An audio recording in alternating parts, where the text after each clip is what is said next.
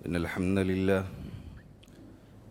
نحمده ونستعينه ونستغفره ونعوذ بالله من شرور أنفسنا ومن سيئات أعمالنا من يهده الله فلا مضل له ومن يضلل فلا هادي له وأشهد أن لا إله إلا الله وحده لا شريك له وأشهد أن محمدًا عبده ورسوله أما بعد فإن خير الحديث كتاب الله وخير الهدي هدي محمد صلى الله عليه وسلم وشر الأمور محدثاتها وكل محدثة بدعة وكل بدعة ضلالة وكل ضلالة في النار.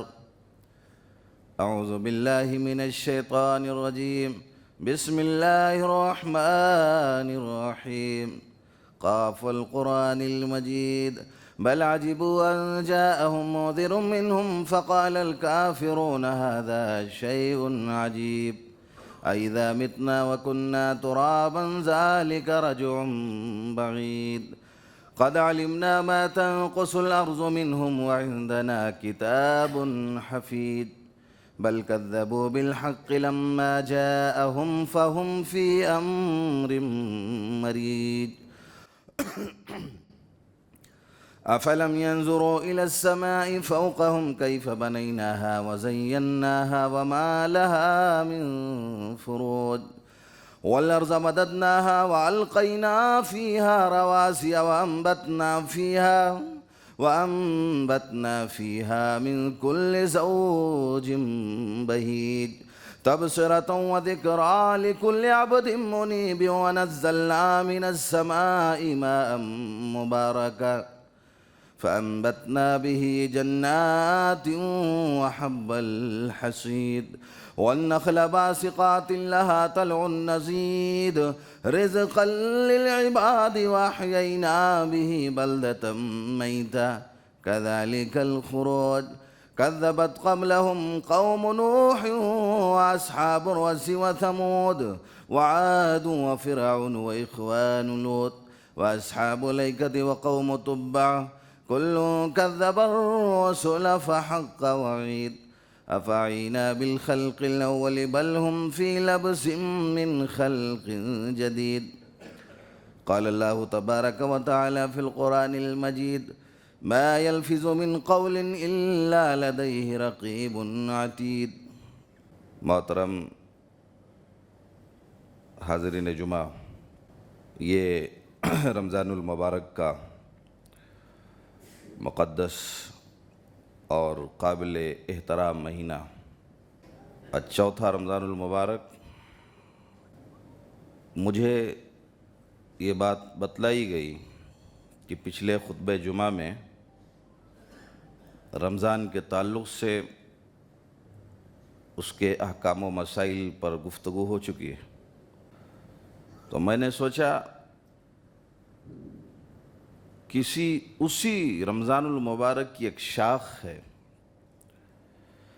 جس کے تعلق سے آقا کریم جناب محمد رسول اللہ صلی اللہ علیہ وسلم نے فرمایا من لم یدع قول الزور والعمل به فلیس للہ حاجۃ ان یدع طعامہ وشرابہ. آدمی رمضان کے روزے رکھتا ہے مگر جھوٹ بھی بولتا ہے، فریب بھی کرتا ہے، غیبت بھی کرتا ہے. اللہ نے فرمایا بندے بھوکا کیوں رہتا ہے؟ تیرے بھوک کی بھی ضرورت نہیں ہے، تیرے پیاس کی بھی ضرورت نہیں ہے. اسی سلسلے میں کچھ آپ سے گفتگو ہوگی. حضرت لقمان علیہ السلام جن کے نام سے پوری ایک سورت اللہ نے قرآن مجید میں بیان فرمائی، نبی بنائے جانے سے پہلے کسی کے غلام تھے. ایک مرتبہ ان کے آقا نے انہیں بلایا اور کہا کہ سنو، ایک بکری کو ذبح کرو اور اس کے 2 خوبصورت حصے میری خدمت میں لا کے پیش کرو. لقمان علیہ السلام نے بکری کو ذبح کیا، دل کو نکالا، زبان نکالی اور لے جا کے خدمت میں پیش کر دیا۔ کچھ دنوں کے بعد ان کے آقا نے پھر بلایا اور کہا سنو، جاؤ ایک بکری ذبح کرو اور جو اس سے سب سے خراب حصے ہوں وہ لا کے میری خدمت میں پیش کرو۔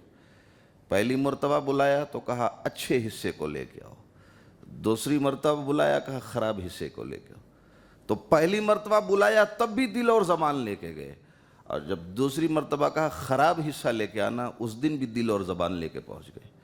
کہا یار عجیب آدمی ہو، جب کہا خوبصورت حصے لاؤ تو دل اور زبان لائے، اور جب کہا خراب حصے لاؤ پھر دل اور زبان لے آئے۔ کہا بادشاہ سلامت سن لیجئے، یہ دو اعضائے جسمانی کے وہ خوبصورت حصے ہیں کہ اگر یہ سلامت ہیں تو جسم سلامت ہے، یہ بگڑ گئے تو جسم بگڑ جاتا ہے۔ تو گویا معلوم یہ ہوا کہ ایک انسان گناہوں میں ملوث ہے، اس کے سدھرنے کی کوئی امید باقی نہیں ہے، سمجھانے سے بھی بات سمجھ میں نہیں آتی ہے تو یہ سمجھ لینا کہ اس شخص کا دل خراب ہو چکا ہے۔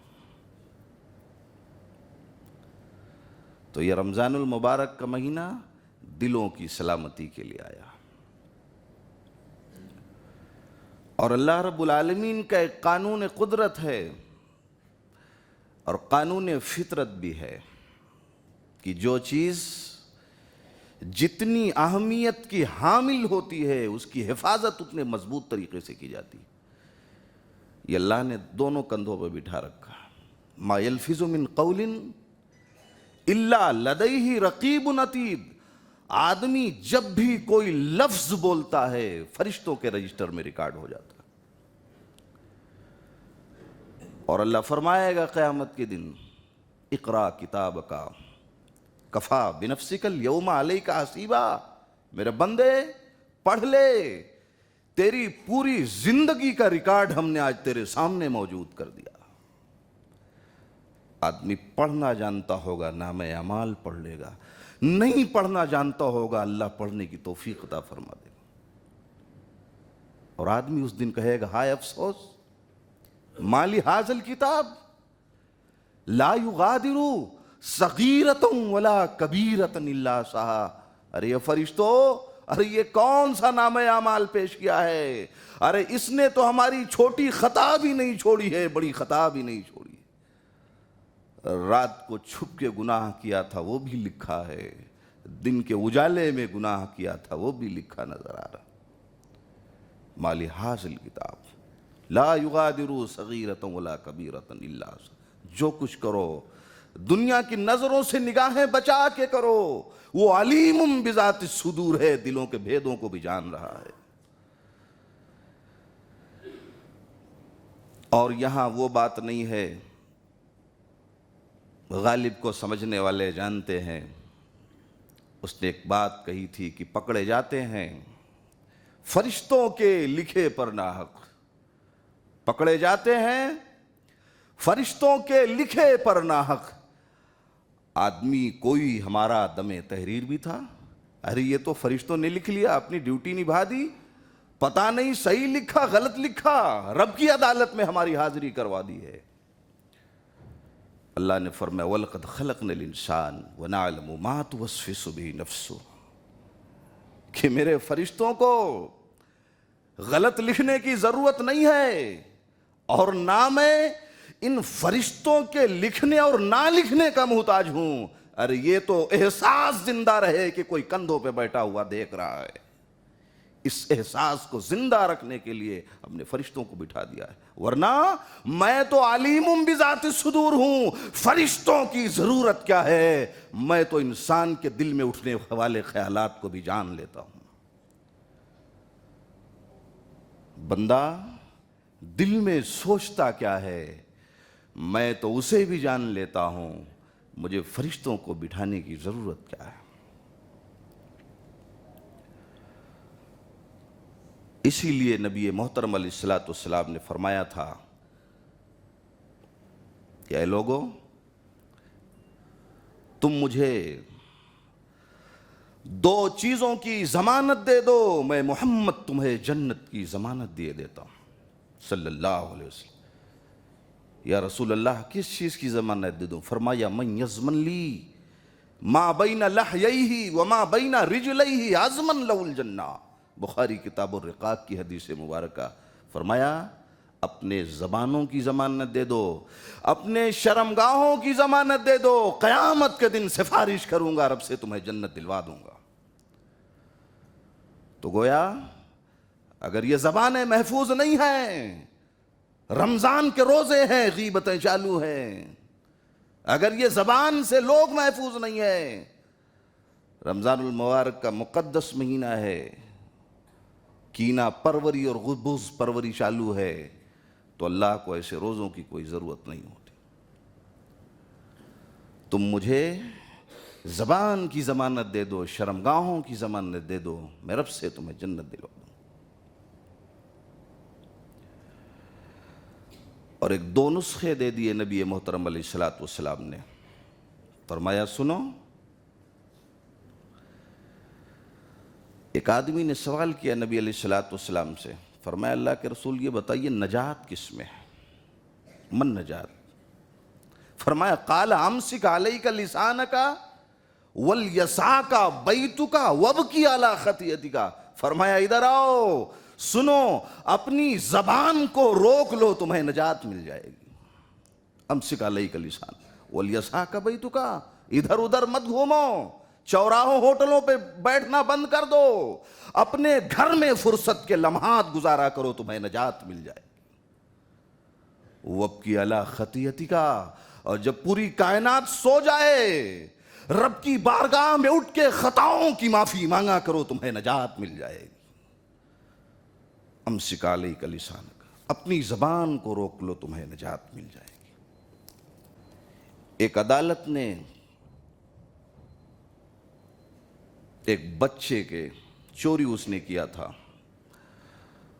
اور ہاتھ کاٹنے کا فرمان جاری کیا۔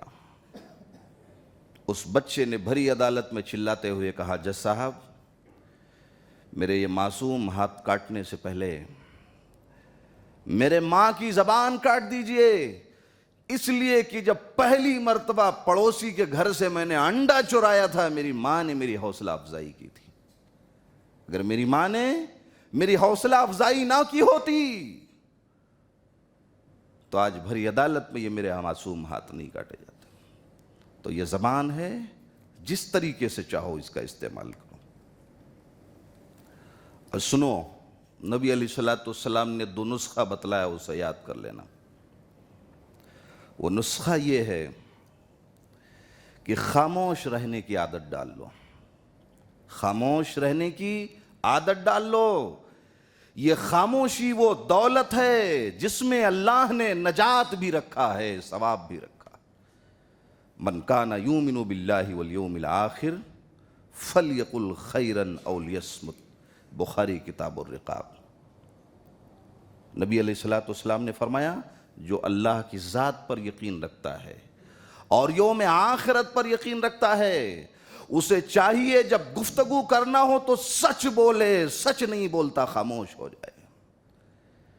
تو یہ خاموشی وہ دولت ہے جس میں نجات بھی رکھا گیا ہے، ثواب بھی رکھا گیا۔ ایک صحابی نبی علیہ السلام کی خدمت پہ تشریف لائے، فرمایا یا رسول اللہ اخبرنی بعملی یدخلنی الجنت ویبعدنی من النار لقد سألت عن عظیم۔ نبی محترم میں آپ سے یہ پوچھنے آیا ہوں کہ مجھے کسی ایسے عمل کی خبر دے دیجئے کہ میں جنت میں داخل ہو جاؤں، جہنم سے دور ہو جاؤں۔ کہا یار سوال تو بڑا اچھا تم نے کیا، اور اللہ جس کے لیے آسان کر دے آسان بھی اسی کے لیے ہو سکتا ہے۔ تو آپ نے فرمایا سنو، اسلام کے ارکان خمسہ اسے بتلا دیے، نماز بتلا دی، روزہ بتلا دیا، حج بتلا دی، رمضان کے روزے بتلا دیے، توحید بتلا دیا۔ اس کے بعد فرمایا سنو، روزہ ڈھال ہے، ڈھال اس چیز کو کہتے ہیں جس کے ذریعہ سے انسان اپنے بچاؤ کا سامان پیدا کرتا ہوں۔ یہ روزہ ڈھال ہے، قیامت کے دن روزے داروں کے لیے جہنم سے بچاؤ کا سامان پیدا ہو جائے گا۔ اے اللہ میں روزہ ہوں، یہ شخص بھوکا رہا ہے، پیاسا رہا ہے، میں جہنم کے اندر اسے جانے نہیں دوں گا۔ یہ روزہ روزے داروں تمہارے لیے ڈھال بن جائے گا۔ اور فرمایا صدقہ گناہوں کو ایسے ہی بجھا دیتا ہے جیسے پانی آگ کو بجھا دیتا ہے۔ اس کے بعد فرمایا کیا تمہیں دین کا سرا، اس کا ستون، اس کے کوہان کی بلندی نہ بتلا دوں؟ یا حبیب اللہ ضرور بتلا دیں۔ فرمایا سنو، دین اسلام کا سرا، دین کا سرا مذہب اسلام ہے، اس کا ستون 5 وقتہ نمازیں ہیں، اس کے کوہان کی بلندی جہاد ہے۔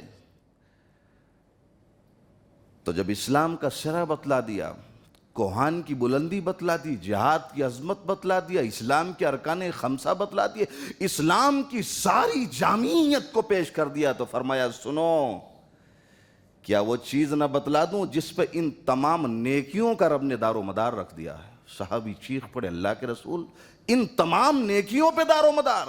اللہ کے رسول جلدی بتلائیے۔ زبان مبارک کو پکڑ لیا۔ صحابی نے پوچھا اس کا کیا مطلب؟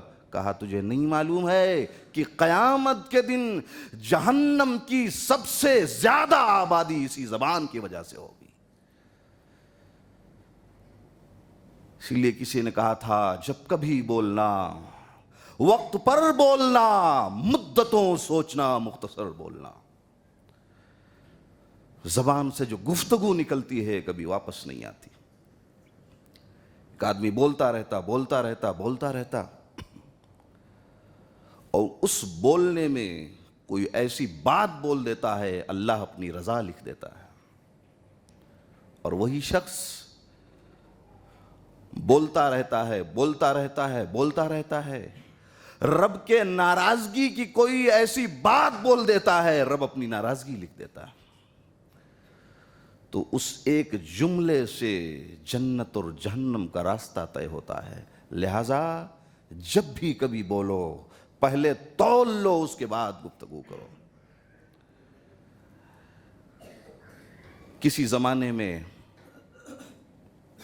یہ پہلے کی بات ہے، غالباً بنی اسرائیل کا معاملہ ہے، 2 دوست ہوا کرتے تھے، ایک نیک تھا اور دوسرا بد تھا۔ اب نیک آدمی وہ بیچارہ اصلاح معاشرہ کا کام کرتا تھا، اپنے دوست کو روز سمجھاتا تھا یار تم نے یہ کام کیا یہ غلط ہے، سدھر جاؤ، یہ کام اچھا نہیں ہے، یہ کام کرو، یہ مت کرو۔ اور دوسرا دوست مسکرا کے ٹال دیا کرتا تھا۔ ایک دن اس نیک دوست نے کہا سنو یار، تم نے تو اتنے گناہ کیے ہیں کہ اللہ تجھے معاف ہی نہیں کرے گا۔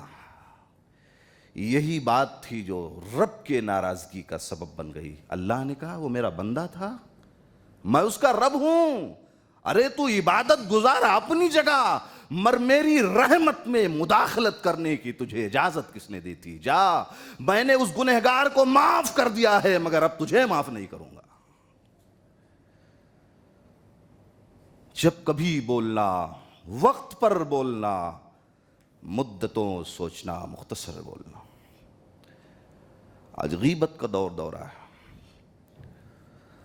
اور غیبت کسی پہاڑ کا نام نہیں ہے۔ ذکر کا اخا کا بما یکرہو، کسی کے بارے میں گفتگو کر رہے ہو اور ایسے انداز سے اس کے بارے میں گفتگو کرنا اگر وہ سن لے تو اسے تکلیف محسوس ہو، یہی غیبت ہے۔ غیبت کسی پہاڑ کا نام نہیں ہے، کسی گالی کا نام نہیں ہے، راستے میں کانٹے بچھانے کا نام نہیں ہے، کسی کی دیوار توڑنے کا نام نہیں ہے، کسی کی زمین پہ قبضہ کر لینے کا نام نہیں ہے۔ اگر وہ سن لے آپ کے جملے کو تکلیف میں مبتلا ہو جائے، یہی غیبت ہے۔ نبی علیہ السلام نے حضرت صفیہ کے بارے میں، حضرت عائشہ آپ کی محبوب بیوی تھیں، حضرت صفیہ کے بارے میں حضرت عائشہ نے اتنا کہا تھا کہ اس کا تو قد چھوٹا ہے، یہ اس کی استہزاء تھی۔ نبی علیہ الصلوۃ والسلام نے فرمایا عائشہ تو نے میری دوسری زوجہ حضرت صفیہ کے بارے میں ایسی بات کہہ دی ہے کہ تیری بات کو اگر سمندر میں ڈال دوں سمندر کا پانی بھی بدبودار ہو جائے گا۔ اور ایک حدیث جو میرے علم میں نہیں تھی، اب مجھے بتلائی گئی کہ وہی نبی علیہ الصلوۃ والسلام کی صاحبزادی جنہوں نے کسی کی غیبت کی تھی، نبی علیہ الصلوۃ والسلام نے کئی ماہ تک اس غیبت کی وجہ سے گفتگو نہیں کی تھی۔ آج ہمارا احساس زندہ نہ رہا، جس کی چاہی پکڑی اچھال دی، جس کی چاہی عزت و آبرو کو برسر بازار نیلام کر دیا۔ کون کس قد کا ہے، سماج میں اس نے اپنی عزت کو کتنے سال لگائے ہیں بنانے میں، کبھی ہم نے اس کا احترام نہیں دیکھا ہے۔ بڑوں پہ کیچڑ اچھالنے والے لوگوں، کوئی بڑا ایسے ہی نہیں بنتا، کوئی عظیم یوں ہی نہیں ہوتا، سالوں اور مدتیں لگ جاتے ہیں سماج اور معاشرے میں کسی کو عزت اور مقام بنانے کے لیے۔ خدا کے لیے اگر کسی کے اندر، کسی بڑے انسان کے اندر انسان غلطیوں کا مجموعہ ہوتا ہے، برسوں لگے عزت بنانے میں، ان کی پگڑیاں اچھال کے سماج میں رسوا کرنے کی کوشش مت کرو۔ بڑے کا احترام نہ رہا، بزرگوں کا احترام نہ رہا، خواتین کا احترام نہ رہا، جس کے گھر کی چاہی عزت و آبرو کو نیلام کر دیا۔ یہ فرشتے ایک ایک بات کو لکھ رہے ہیں۔ حضرت مائز اسلمی زنا کا صدور ہوا اور نبی کی بارگاہ میں آئے، پیارے رسول میں نے زنا کر لیا، حد رجم کا نفاذ کر دیا رسول علیہ الصلوۃ والسلام۔ اللہ کی راہ میں جانے جانے آفری کو لٹا دیا۔ دیکھا کچھ دیر کے بعد کچھ صحابہ کرام ان کی غیبت میں لگے ہوئے ہیں۔ اتنا نیک اور پارسا انسان جس نے خطا کا اقرار کیا، جان لٹا دی، اس کی بھی غیبت ہو رہی ہے۔ تو ان لوگوں کو بلایا، کہا ادھر آؤ۔ وہ دونوں آئے، کہا یہ مرا ہوا گدھا پڑا ہے، اس کا گوشت کھاؤ، لے جاؤ اپنے گھر بنوا لو۔ کہا اللہ کے رسول یہ مرے ہوئے گدھے کا گوشت کھاؤں میں؟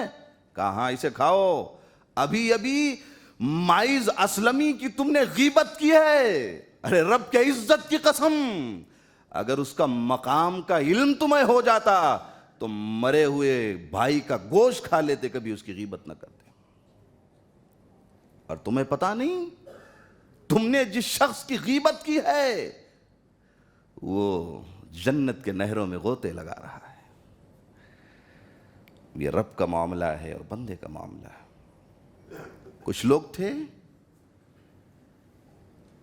جب معراج کی سیر نبی علیہ الصلوۃ والسلام کو کرائی گئی، سبحان الذی اسریٰ بعبدہ لیلا من المسجد الحرام الی المسجد الاقصیٰ، اور پھر اس کے آگے کا معاملہ پیش آیا، تو دیکھا کچھ لوگ ہیں جن کے ناخن بڑے بڑے ہیں اور ان ناخنوں سے اپنے آپ کو سزا دے رہے ہیں، اپنے جسموں کو نوچ رہے ہیں، اپنے ہاتھوں کو نوچ رہے ہیں، اپنے بدن کو زخمی کر رہے ہیں۔ فرمایا جبریل ارے یہ کیا معاملہ ہے؟ ارے یہ تو خود اپنے آپ کو ہلاک فرما رہے۔ فرمایا پیارے رسول علیہ الصلوۃ والسلام آپ کو پتہ نہیں، ہؤلاء الذین یاکلون لحوم الناس ویقعون فی اراضیہم، ارے یہ تو وہ لوگ ہیں جو دنیا میں دوسروں کی غیبت کیا کرتے تھے، ان کی عزتوں کو پامال کیا کرتے تھے، آج ان کو یہ سزا دی جا رہی ہے کہ اپنے ناخنوں سے اپنے جسم اور اپنے ہاتھوں کو نوچ رہے۔ اسی لیے نبی محترم علیہ الصلوۃ والسلام نے برائی کا جواب اپنی زندگی میں کبھی برائی سے نہیں دیا۔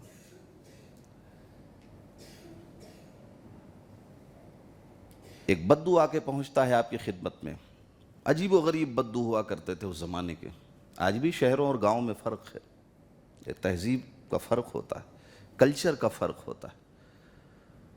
آج بھی سعودی عرب کے بدو عجیب و غریب، یہیں دیکھ لیجئے شہر اور دیہاتوں میں معاملہ مختلف ہے۔ ایک بدو آ کے پہنچا اور 2 اونٹ لے کے آیا اور کھڑا کر دیا اور پیارے رسول علیہ السلام کے کندھے مبارک پہ چادر تھی، اسے زور سے کھینچا اور کہا اے محمد سن. یہ اس کا جملہ تھا صلی اللہ علیہ وسلم. کہا سنو، یہ جو مال رکھا ہوا ہے صدقے کا، یہ تمہارا ہے نہ تمہارے باپ کا ہے، میرے دونوں اونٹوں پہ پورا مال لدوا دو. اب صحابہ کرام حیران اس کے گفتگو کا یہ معاملہ. تو نبی علیہ السلام نے کہا کہ سنو، مال تو میرے باپ کا نہیں ہے، لیکن میں اس کا بھیجا ہوا رسول ہوں اور اس مال کا میں ذمہ دار ہوں. تمہیں مال چاہیے تھا لے لیتے، لیکن آخر میری شان میں اس طرح گستاخی کرنے کی تمہیں اجازت کس نے دی تھی؟ میں چاہوں گا تو تمہیں سزا دے دوں گا.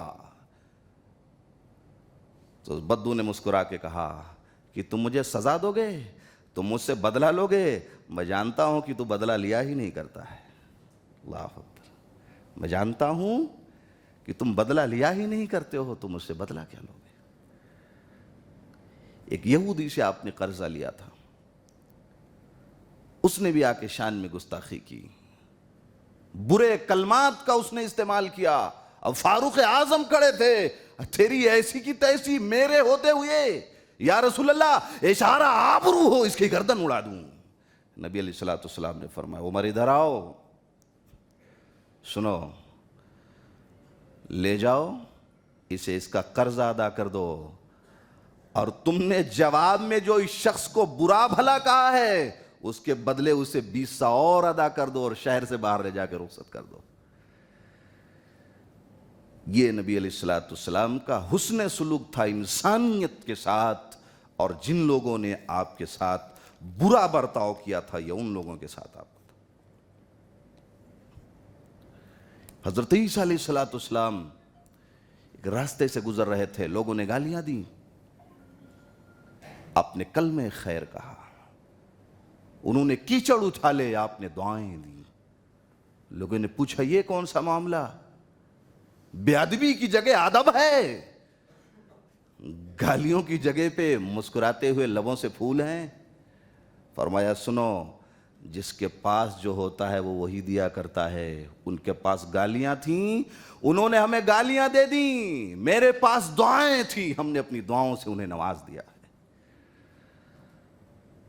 بچوں کی تربیت کرو. یہ بچے اپنے گھر کا پتہ دیتے ہیں، یہ بچے اپنے باپ کا پتہ دیتے ہیں. کسی کے خاندان کو اگر دیکھنا ہو ان کے بچوں کو دیکھ لیا کرو. ماں نے کیا تربیت کی ہے پتہ چل جائے گا، باپ نے کیا سمجھایا ہے وہ بھی خبر ہو جائے گی. تو نبی علیہ السلام نے فرمایا، حضرت عیسیٰ علیہ السلام نے دعائیں دی، انہوں نے گالیاں دی. تو یہ معاملہ ہوتا. ایک بہت لمبی حدیث ہے جو میں آپ کے گوشے گزار کر دیتا ہوں. یہ سارا کا معاملہ جو پیش کیا گیا آپ کے سامنے، اس کا تعلق حقوق العباد سے ہے. رب کی شان میں آپ گستاخی کریں، یہ آپ کا معاملہ ہے، اس کے رب کا معاملہ ہے. لیکن اگر بندے کی شان میں آپ نے گستاخی کی ہے، جب تک بندہ نہیں معاف کر دے گا اس کا رب معاف کرنے والا نہیں. نبی علیہ السلام نے ایک مرتبہ صحابہ کرام سے پوچھا، تدرون من المفلس؟ صحابہ کرام کیا تم جانتے ہو کہ مفلس کسے کہتے ہیں؟ تو صحابہ کرام نے کہا کہ اللہ کے رسول علیہ السلام ہم نے تو مفلس اسے ہی جانا ہے جس کے پاس درہم و دینار نہ ہو، جو غریب آدمی ہو، جو نانے شبینہ کا محتاج ہو. ہم نے تو اپنی ڈکشنری میں مفلس اسے ہی سمجھا ہے. اتدرون من المفلس؟ قال المفلس فینا من لا درہم لہ ولا متاع. فقال ان المفلس من امتی یاتی یوم القیامت بصلاۃ وصیام وزکاۃ ویاتی قد شتم ھذا وقذف ھذا واکل مال ھذا او سفک دم ھذا او ضرب ھذا فیوتا ھذا من حسناته وھذا من حسناتی فان فنیت حسناته قبل ان یقضى ما علیہ اخذ من خطایاہم فطرحت علیہ ثم طرح فی النار. رواہ الترمذی فی کتاب البر والصلاۃ.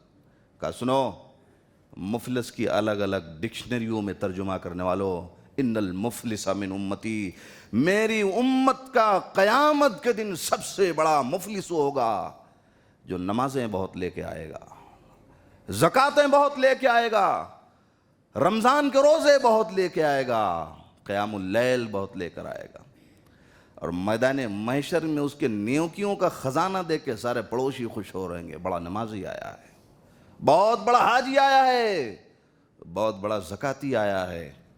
ابھی لوگ نامے اعمال کو دیکھ کے خوش ہو ہی رہے ہوں گے، ایک ادھر سے آ جائے گا، اللہ یہ وہ حاجی صاحب ہے جس نے میری زمین کو ناجائز بینامہ کروا لیا تھا۔ ایک ادھر سے آ جائے گا، اللہ یہ تو وہ نمازی ہے جو نماز 5 وقت پڑھتا تھا لیکن گھر کے کیچڑ میرے راستے میں ڈال دیتا تھا۔